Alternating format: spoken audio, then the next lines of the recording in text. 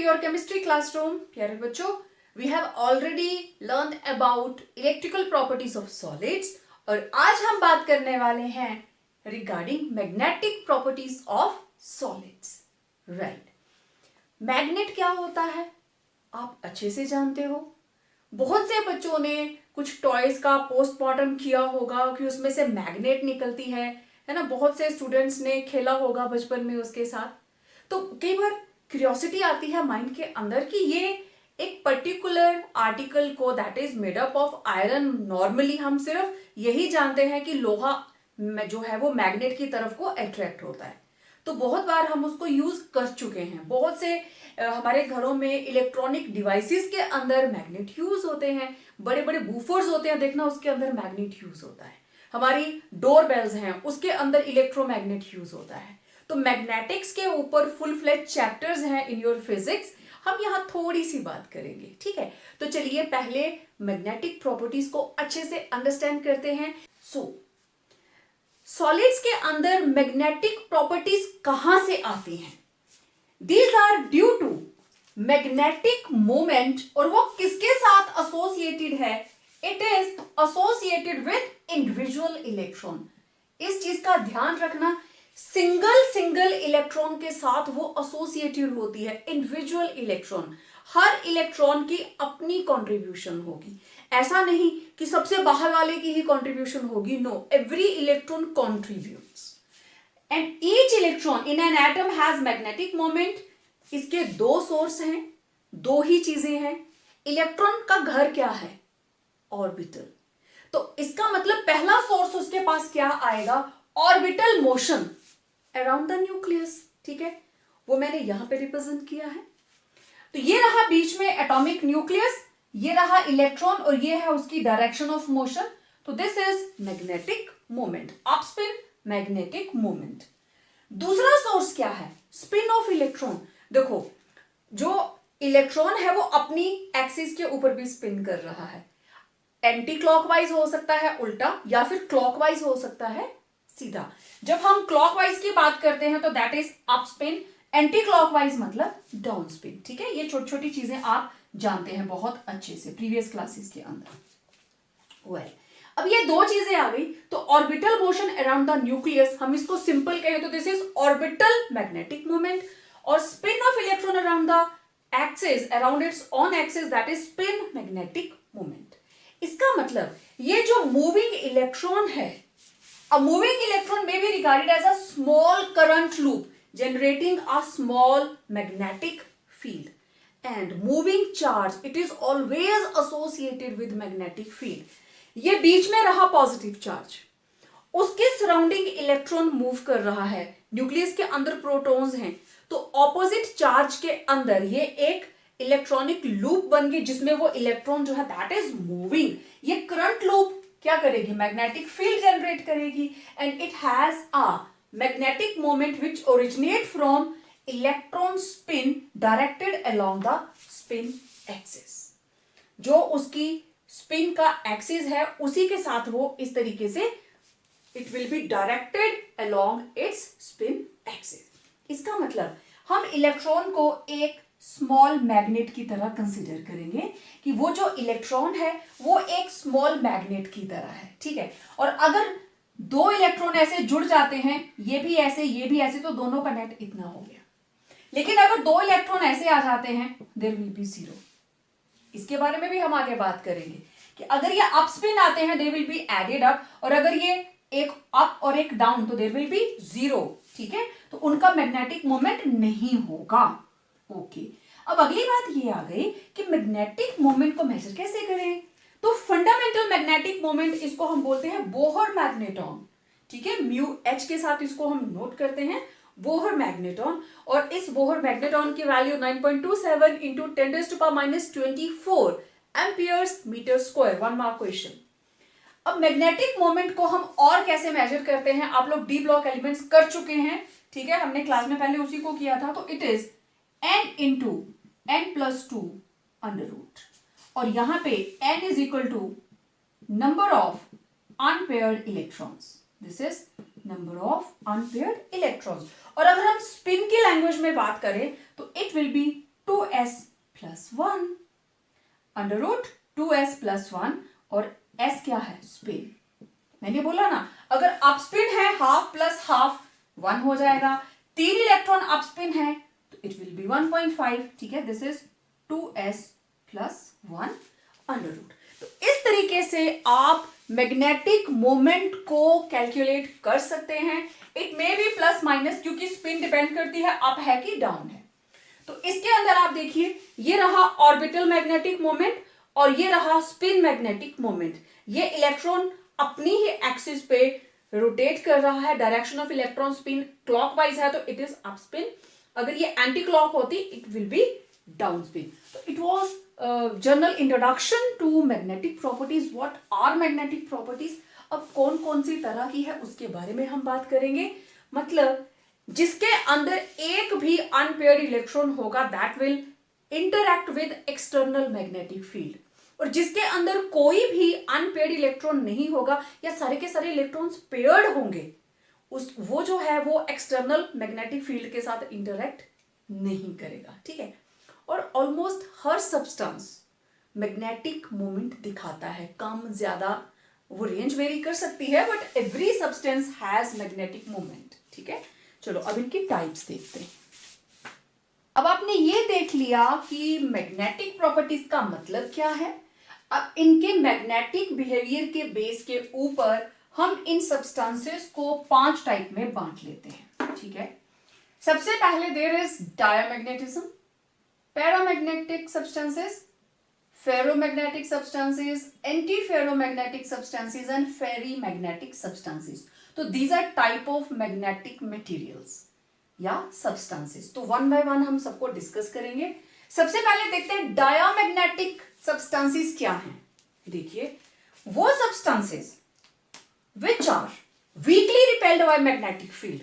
यहां magnetic field, ये substance आया, इसके पास नहीं जाएगा, इट विल बी रिपेल्ड। मतलब स्ट्रॉन्ग फील्ड से वीक फील्ड की तरफ को जाने की कोशिश करेगा। इट मूव्स फ्रॉम, अगर आप उसको नॉन यूनिफॉर्म मैग्नेटिक फील्ड में रखते हो, एक्सटर्नल मैग्नेटिक फील्ड में, तो वो उससे दूर भागेगा, इट विल बी रिपेल्ड। कहां से आता है ये प्रोसेस? ये तब होगा अगर उस सब्सटेंस के अंदर सारे के सारे इलेक्ट्रॉन्स पेयर्ड हैं। मतलब ये मैग्नेटिक मोमेंट आई, ये cancel, magnetic moment cancel.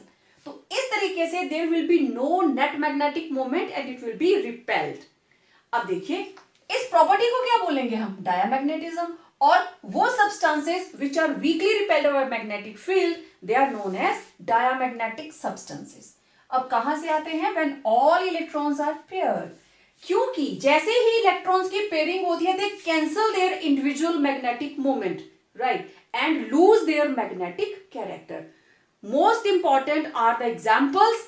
Name some diamagnetic substances. Water है, सोडियम क्लोराइड है, बेंजीन है। Now what is the meaning of all electrons are paired? मैं जिंक का एग्जांपल ले लेती हूं। This is zinc, atomic number 30, right. तो आप इसकी कॉन्फ़िगरेशन जब लिखते हो, it is 4s2 3d10, zinc, cadmium, mercury. It is 5s2 4d10, 6s2 5d10। तो किसी भी सब्सटेंस की आप कॉन्फ़िगरेशन लिखेंगे, दिस इज 4s, मैं जिंक का लिख रही हूं, तो ये रहे 2 इलेक्ट्रॉन, और D के अंदर 1 2 3 4 5, 1 2 3 4, this is the 5th orbital and it will be paired.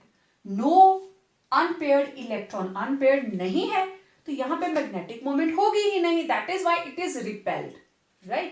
सारे के सारे इलेक्ट्रॉन्स पेयर्ड। अब ये वाला मैग्नेटिक बिहेवियर आप लोगों ने डी ब्लॉक एलिमेंट्स में अच्छे से पढ़ा है। जितने अनपेयर्ड इलेक्ट्रॉन ज्यादा होंगे, मैग्नेटिक मोमेंट उतनी ही ज्यादा होगी, n इंटू एन प्लस 2। और n क्या है? Number of unpaired electron. 1 put करिए, 2 पुट करिए, तो you can get the value of magnetic moment. दूसरा है पैरामैग्नेटिक सब्सटेंसेस। अब ये वो मटेरियल्स हैं, वो सब्सटेंसेस हैं जिनके अंदर परमानेंट मैग्नेटिक डायपोल्स रहते हैं and they are attracted by magnetic field. कि अगर यहां पे मैग्नेट है और आपको पता है इसका मैग्नेटिक फील्ड इस तरीके से जाता है, यहां पे स्ट्रांग होगा, जैसे जैसे दूर जाएंगे वो वीक होगा। तो इस केस में वीक से स्ट्रांग की तरफ आएगा। इस केस में क्या होता है? स्ट्रांग से बाहर को जाएगा। स्ट्रॉन्ग से वीक की तरफ, ये उसका उल्टा होगा, डाया का उल्टा पैरामैग्नेटिक, तो ये इसकी तरफ को आएगा, towards non uniform external magnetic field. तो जैसे ही ये मैग्नेटिक फील्ड हट जाता है तो ये जो सब्सटेंसेस हैं उनकी मैग्नेटिक प्रॉपर्टी भी हट जाती है, तो it's a temporary effect, they lose their magnetic properties in absence of magnetic field. तो ये सब्सटेंसेस क्या हो सकते हैं, they may be atoms, ions और मॉलिक्यूल्स हैविंग वन और मोर अनपेयर्ड इलेक्ट्रॉन्स, जैसे कॉपर 2 पॉजिटिव। कैसे, कॉपर इज 29 और आपको पता है इसकी कॉन्फ़िगरेशन होती है 4s1 3d10। जब हम लिखेंगे कॉपर 2 पॉजिटिव, एक इलेक्ट्रॉन s से जाएगा, एक d से, we will be left with only 3d9।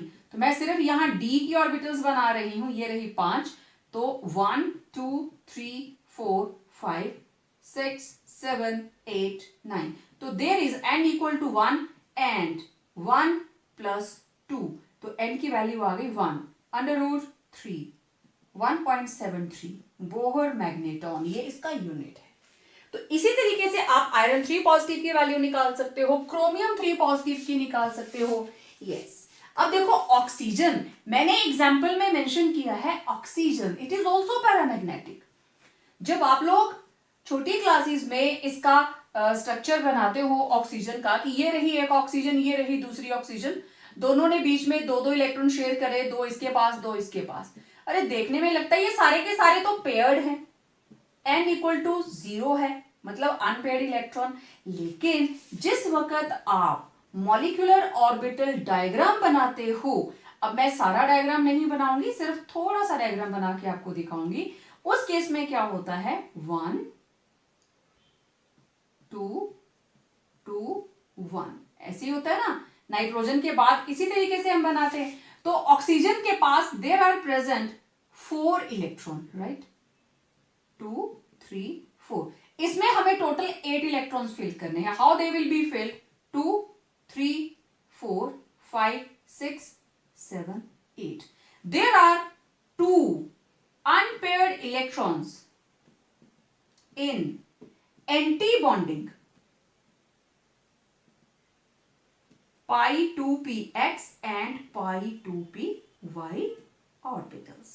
अब आपको याद आ रहा होगा मॉलिक्यूलर ऑर्बिटल डायग्राम जब आप ऑक्सीजन का बनाते हो तो उसमें 2 अनपेयर्ड इलेक्ट्रॉन्स आते हैं। ज्यादा डिटेल के लिए आप केमिकल बॉन्डिंग वाला वीडियो देख सकते हो +1 के अंदर, या मॉलिक्यूलर ऑर्बिटल डायग्राम बना के देख लेना, right.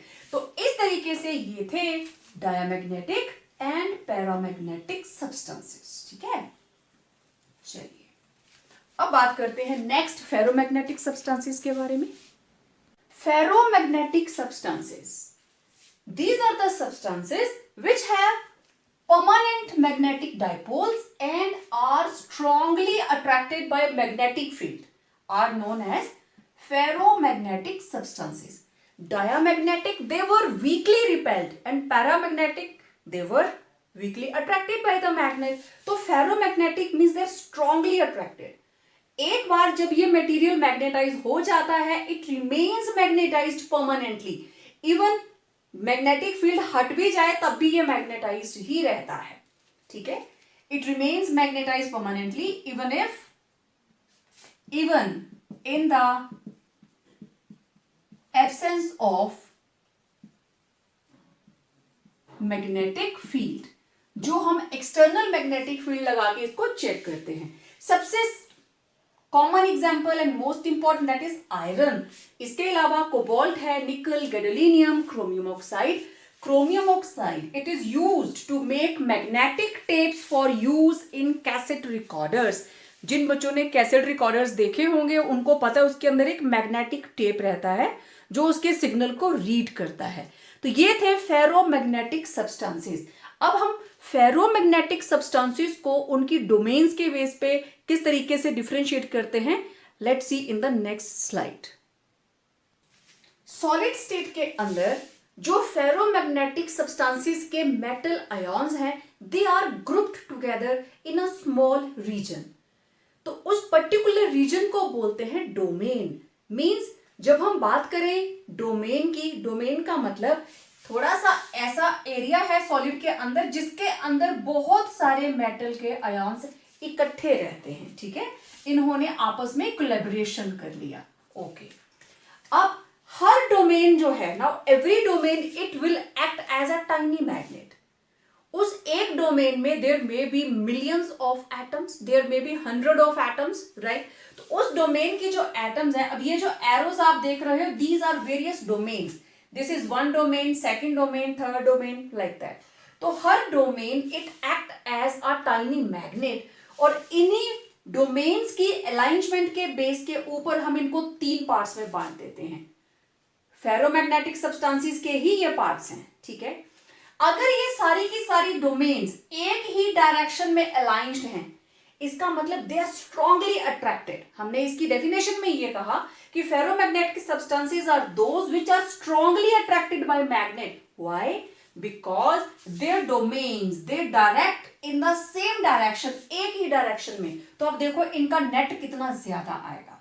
When there is a spontaneous alignment of magnetic moments of domains in the same direction, like this, the substances are called ferromagnetic substances, और इसकी property को बोलते हैं ferromagnetism, and they have strong magnetic effect, और ये order of domains same रहेगा even if magnetic field is removed। चाहे magnetic field को रिमूव भी कर दिया जाए, even then they remain magnetised in the absence of magnetic field.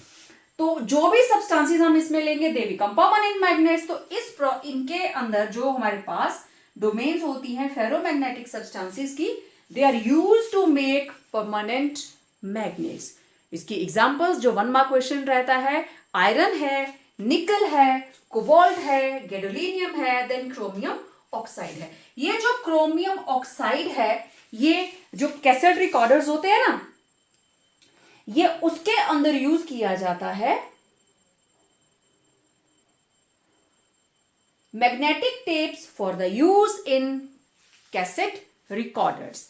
इससे बनती है मैग्नेटिक टेप्स, ठीक है, इससे बनती है मैग्नेटिक टेप्स। और किसके लिए? इन कैसेट रिकॉर्डर्स। बहुत से बच्चों ने देखी होंगी। एंटी फेरोमैग्नेटिक, इसका बिल्कुल उल्टा, मतलब ये डोमेन्स आपस में ही म्यूचुअली कैंसल आउट कर जाएंगी, so that net magnetic moment क्या रहे? 0। यही मैंने लिखा है, if the alignment of magnetic moments of domains is in a compensatory way so as to give 0 net magnetic moment. ये कंपनसेटरी इस तरीके से अलाइन करेंगे कि नेट मैग्नेटिक मोमेंट 0 हो जाए। The substances are called antiferromagnetic substances and property is antiferromagnetism. अब देखो ये इसके साथ कैंसिल, ये 2 अप स्पिन तो 2 डाउन स्पिन, ये चारों भी आपस में कैंसिल, ये भी कैंसिल। अब जरा अप स्पिन देखो कितने हैं, 1 2 3 4, डाउन स्पिन 1 2 3 4, तो नेट क्या होगा? 0। For example manganese oxide, ferrimagnetism. अब तीसरा एक ही तरीका बचा कि अलाइनमेंट इस तरीके से होगी कि वहां कुछ ना कुछ नेट मैग्नेटिक मोमेंट रहेगा। देखिए जरा, 1 2 3 4 5 अप स्पिन है, 1 2 3 डाउन स्पिन है, तो मेरे पास 2 डोमेन्स जो है वो नेट बच रही हैं। तो when the magnetic moments of domains are aligned parallel, या तो ये पैरेलल होंगी या फिर एंटी पैरेलल, ये दोनों एक दूसरे के पैरेलल और ये दोनों anti parallel. In unequal number resulting in net magnetic moment, the substances are called ferrimagnetic substances and property is ferrimagnetism। और ये weakly attract होते हैं मैग्नेटिक फील्ड की तरफ as compared to फेरो। फेरो और एंटी फेरो दोनों एक दूसरे का बिल्कुल ऑपोजिट, ठीक है। ये स्ट्रांगली अट्रैक्ट होते हैं तो ये बिल्कुल भी नहीं होते, they are repelled by the magnet. बहुत वीक मैग्नेटिक फील्ड, क्योंकि नेट तो बचा ही नहीं, तो they will be repelled, right. लेकिन फेरी क्या है? Ferri is a form of ferromagnetic substances, but इसके अंदर डोमेन्स अनइक्वल नंबर में होंगी कि कुछ ना कुछ नेट जरूर बचे, और वो नेट कभी भी इसके बराबर नहीं होगा, ठीक है, क्योंकि parallel anti parallel unequal number में होगा और ये सारे हमेशा पैरेलल होते हैं। तो इसके बेस्ट एग्जांपल्स क्या हैं? मैग्नेटाइट्स Fe3O4 एंड फेराइट्स। फेराइट्स का जनरल फॉर्मूला मैंने लिखा है Fe2O4, यहां M को हम रिप्लेस कर सकते हैं कोई भी डाइवेलेंट के time, like magnesium 2 positive, zinc 2 positive, than copper 2 positive. तो ये थे various types of ferromagnetic substances on the basis of magnetic moments of domains. अब कुछ बहुत ही इंपॉर्टेंट एक दो क्वेश्चंस एग्जाम में आते हैं, उनके बारे में बात करते हैं। देखिए, जितने भी हमारे पास मैग्नेटिकली ऑर्डर्ड सॉलिड्स हैं, yes they were ferromagnetic, anti ferromagnetic and ferrimagnetic on the basis of their domains, transform to paramagnetic state. जितने भी ferromagnetic, anti ferro and ferri, ये तीनों ही फेरोमैग्नेटिक के अंडर हम स्टडी करते हैं, ठीक है। At a higher temperature due to randomization of their spins, जैसे ही टेम्परेचर बढ़ेगा तो उनकी अलाइनमेंट खराब हो जाएगी, सो दे बिकम पैरामैग्नेटिक। तो उस चीज को आपको ध्यान में रखना है, और वो टेम्परेचर जिसके ऊपर, जिसके बाद कोई भी फेरोमैग्नेटिज्म ऑब्जर्व नहीं होती, मतलब they become paramagnetic, that is called Curie's temperature. अब आप ये देखिए, vanadium pentoxide, it transforms from anti ferromagnetic state to paramagnetic state.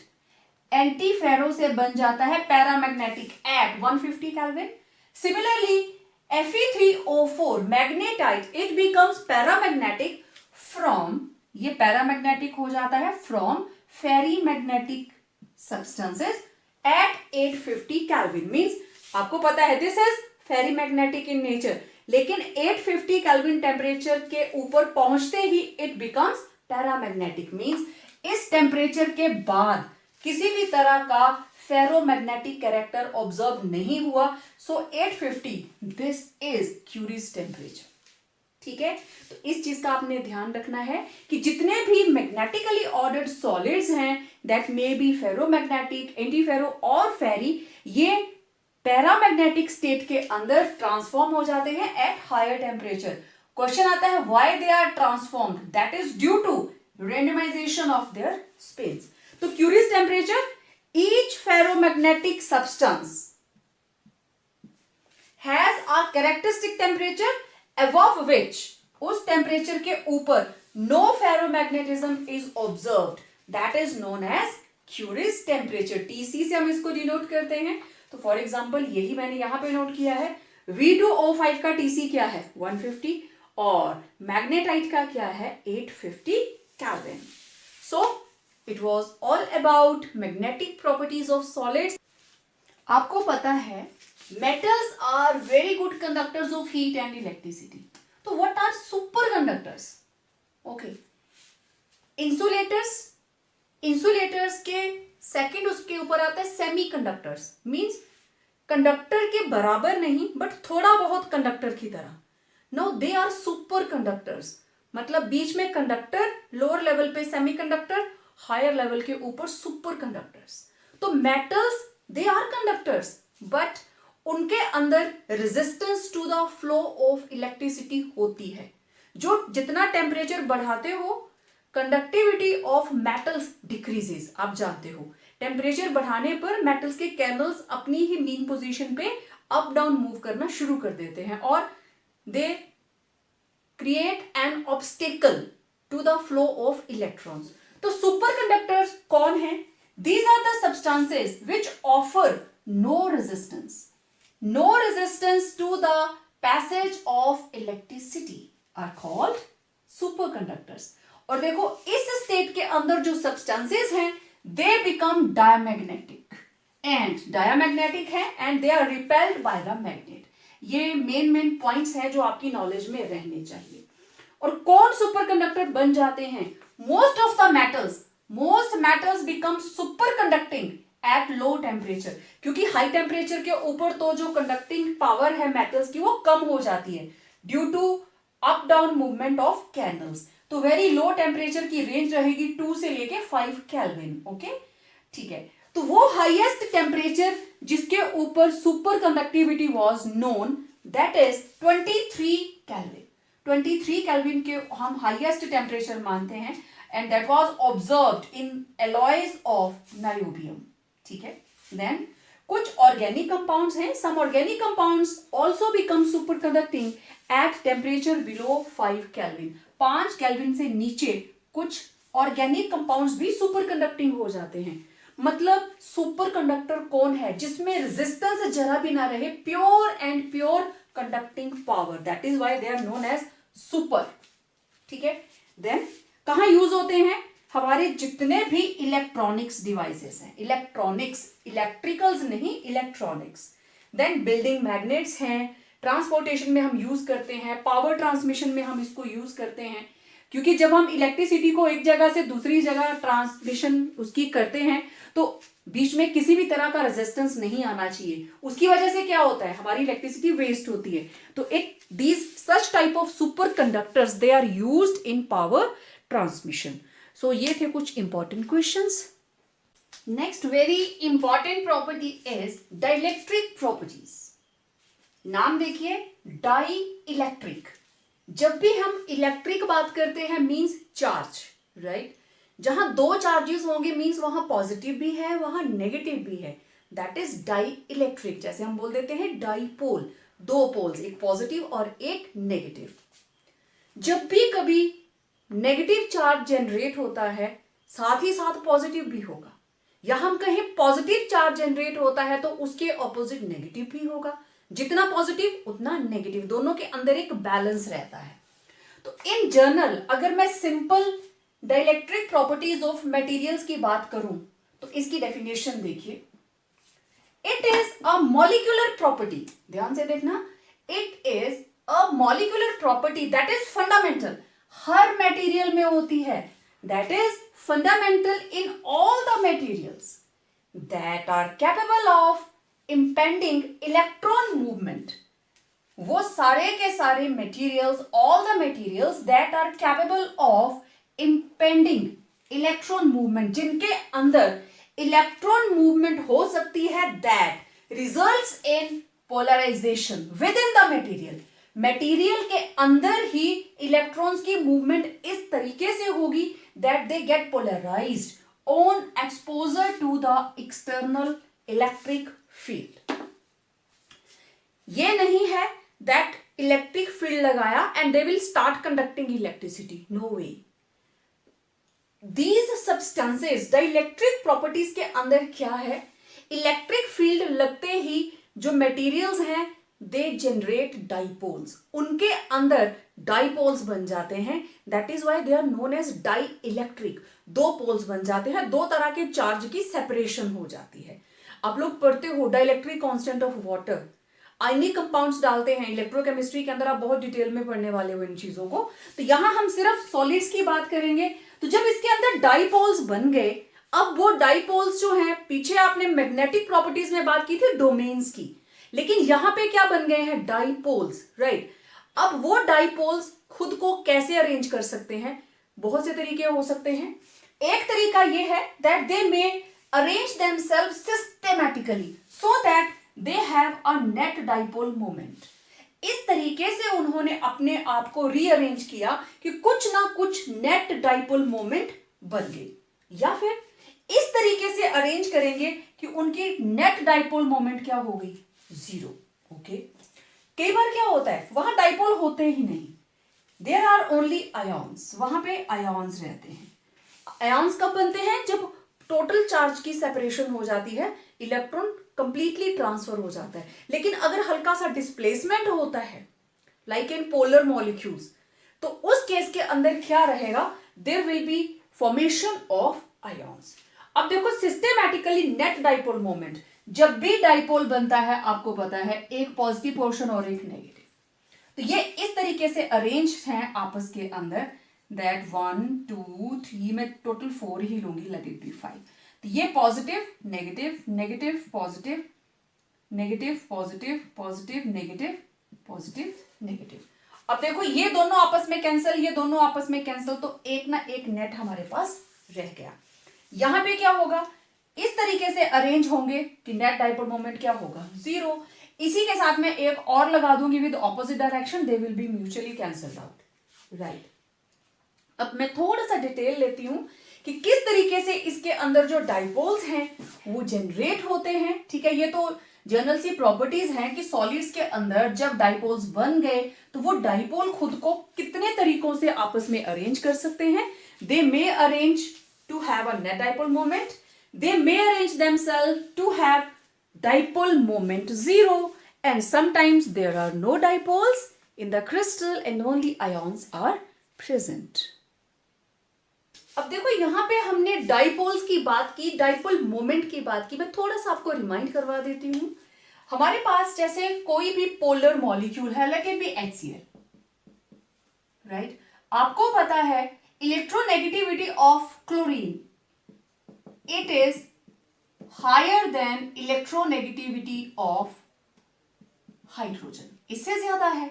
Means यहां पे जो बॉन्ड पेयर है that is more nearer to chlorine, तो इट विल बी लाइक ये इलेक्ट्रॉन अपनी तरफ अट्रैक्ट करेगा, ठीक है, क्योंकि it is more electronegative, so it will acquire partial negative charge. जितना इसके ऊपर नेगेटिव आया उतना ही इसके ऊपर क्या आ गया, positive charge. Now this is a dipole, ठीक है। आप डाइपोल मोमेंट म्यू किसके बराबर होती है, दोनों में से कोई भी एक charge into distance between these two charges. ऐसे निकालते थे ना, चार्ज इनटू डिस्टेंस, आप ऐसे करते थे Q into D, right. This is dipole moment, okay.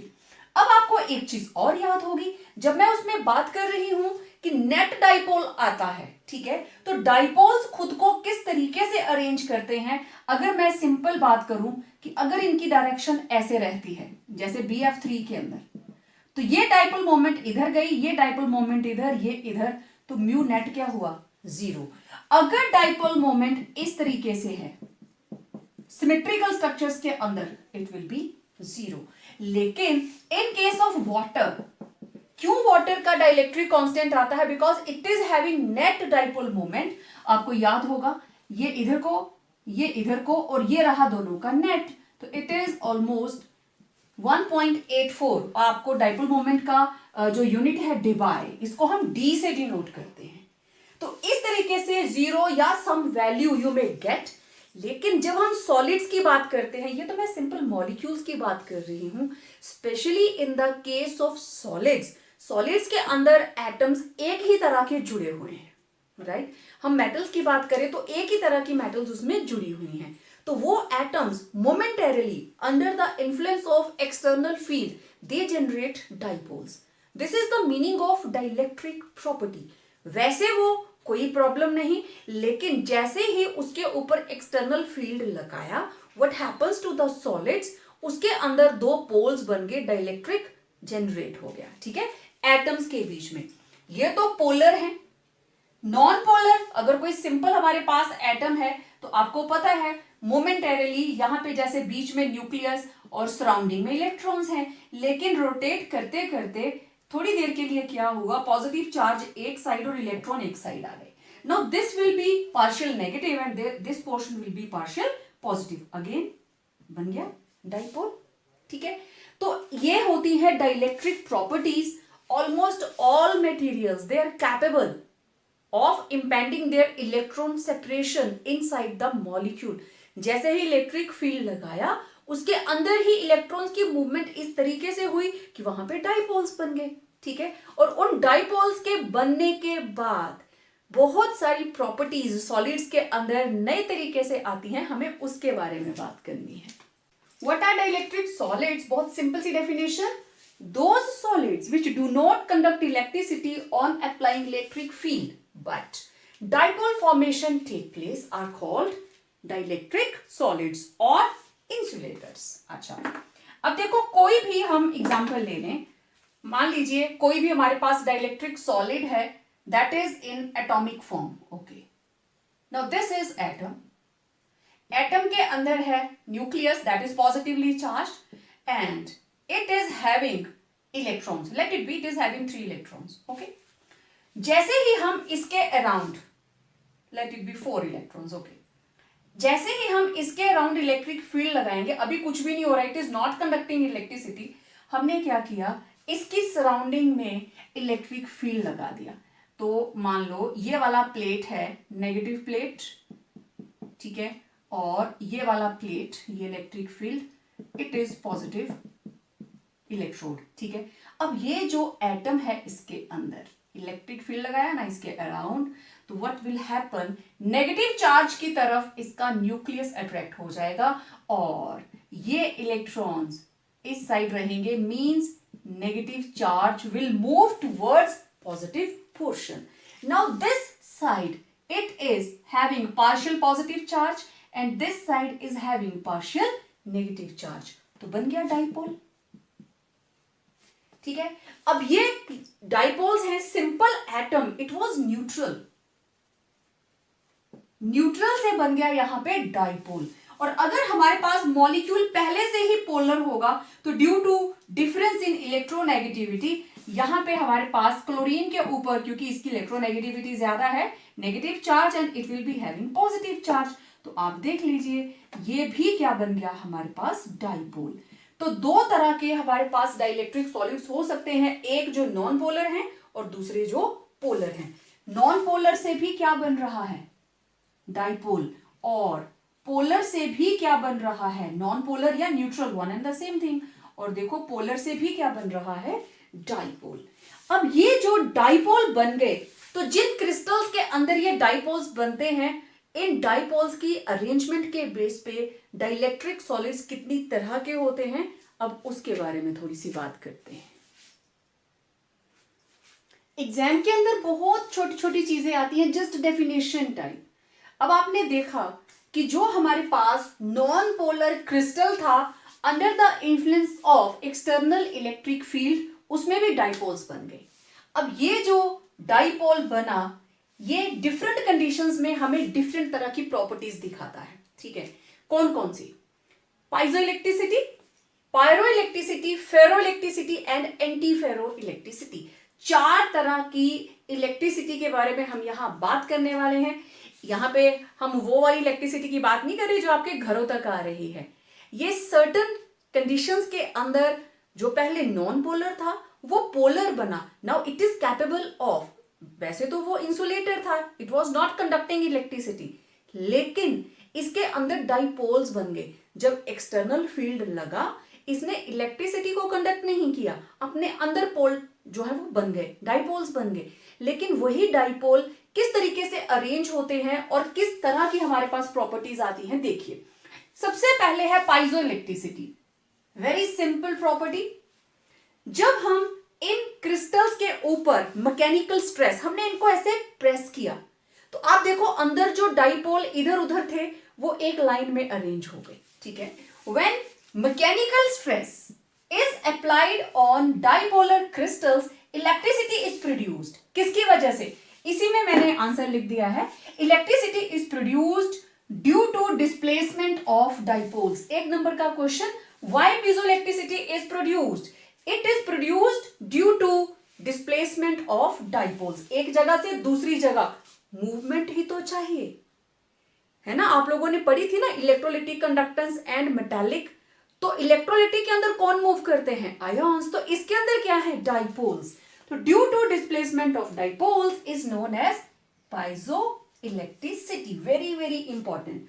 और इन क्रिस्टल्स को हम क्या बोलते हैं, these crystals become piezo electric crystals. तो जो crystals due to mechanical stress electricity produce करते हैं, they are known as piezo electric crystals, right. और उनके अंदर डाइपोल्स होंगे, डाइपोल बनने के बाद की बात है ये।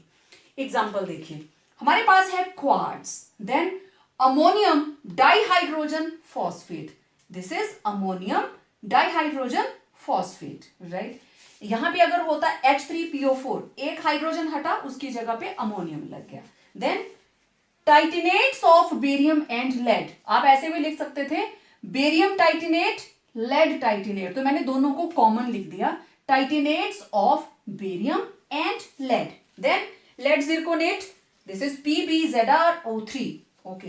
कहां इनको यूज करते हैं, पीजो इलेक्ट्रिक क्रिस्टल्स को यूज किया जाता है माइक्रोफोन्स के अंदर, अल्ट्रासोनिक डिवाइसेस के अंदर और सोनार डिटेक्टर्स के अंदर, ठीक है। नेवी के अंदर हम सोनार से रिलेटेड इक्विपमेंट्स को यूज करते हैं, ठीक है। अंडर वाटर अल्ट्रासोनिक वेव्स के लिए हम इसको यूज करते हैं। माइक्रोफोन्स छोटे से फोन की साउंड को बिल्कुल वो बढ़ाकर मैग्नीफाई करके हम तक पहुंचाता है। छोटा सा माइक काम कर रहा होता है, दैट इज माइक्रोफोन्स। तो इट वाज पाइजो इलेक्ट्रिसिटी। दूसरी है pyro electricity.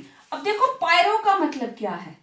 Pyro means heat, आप अच्छे से जानते हो।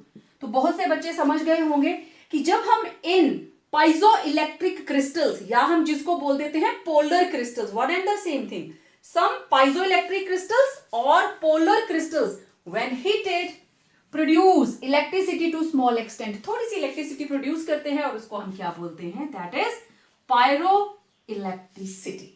तो बहुत सिंपल एक एक लाइन की डेफिनेशंस आ जाती हैं, तो इनको जरूर अपनी कॉपी में नोट कीजिए। अब देखते हैं next is third property, ferro electricity. अब देखो ferro magnetism that was different issue. अब हम इलेक्ट्रिक डाइपोल्स की बात कर रहे हैं। तो जो हमने पीछे पीजो इलेक्ट्रिक क्रिस्टल्स की बात की, तो उनमें से कुछ एक पीजो इलेक्ट्रिक क्रिस्टल्स के अंदर जो डाइपोल्स हैं, they are permanently aligned in a particular direction, एक ही डायरेक्शन में अलाइन्ड हैं even after the removal of electric field. क्योंकि फेरो मैग्नेटिज्म भी परमानेंट मैग्नेट होता है, तो उसी तरीके से इसके अंदर जो डाइपोल्स हैं वो एक ही डायरेक्शन में अलाइन्ड रहते हैं, चाहे हम इलेक्ट्रिक फील्ड को हटा भी दें, इलेक्ट्रिक फील्ड के हटने के बाद भी।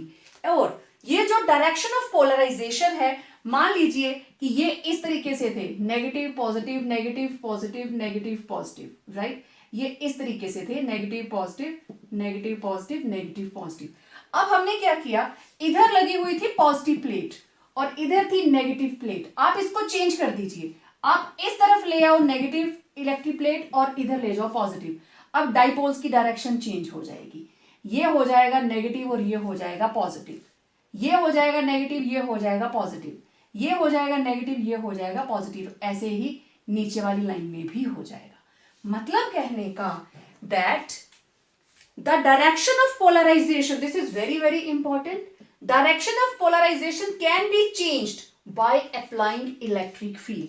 जैसे ही आप इलेक्ट्रिक फील्ड अप्लाई करोगे, आप इसकी पोलराइजेशन की डायरेक्शन को चेंज कर सकते हैं। ओके, एग्जांपल देखिए, barium titanate, potassium dihydrogen phosphate, sodium potassium tartrate, that is known as Rochelle salt.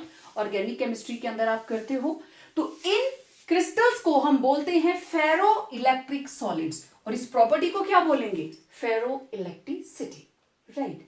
तो बहुत ही सिंपल सी बात है। अब देखो, फेरो इलेक्ट्रिक सॉलिड्स कहां से बने, पीजो इलेक्ट्रिक क्रिस्टल से। इसका मतलब सारे के सारे all ferro electric solids are piezo electric, but सारे के सारे पाइजो इलेक्ट्रिक फेरो इलेक्ट्रिक होंगे वो जरूरी नहीं है। कुछ एक पाइजो इलेक्ट्रिक पायरो इलेक्ट्रिक हो जाते हैं, कुछ एक पाइजो इलेक्ट्रिक एंटी फेरो इलेक्ट्रिक हो जाएंगे। तो सारे के सारे पाइजो जो है they are not ferroelectric, but जो फेरो है वो कहां से निकले, पाइजो में से। So all ferro electric solids are piezo electric. Anti ferro इसका बिल्कुल उल्टा, इसके अंदर डाइपोल्स इस तरीके से होते हैं कि एक पॉजिटिव एक नेगेटिव एक पॉजिटिव उल्टा। तो नेट डाइपोल मोमेंट क्या रहेगी, जीरो। कि जैसे मान लीजिए ये डाइपोल था ऊपर को नेगेटिव और पॉजिटिव, ये ऊपर को था, दूसरा डाइपोल आ गया ऐसे, ये नीचे को आ गया, तो म्यू नेट क्या हुआ, जीरो। ठीक है, तो उस केस के अंदर ये जो सॉलिड्स हैं they are known as antiferroelectric crystals. In some crystals, the alternate dipoles, alternate एक दो ऐसे, they are in opposite direction so that the net dipole moment is zero. Therefore, they do not show ferroelectric character. जो ऊपर दिखाया that is absent. They do not show ferroelectric character.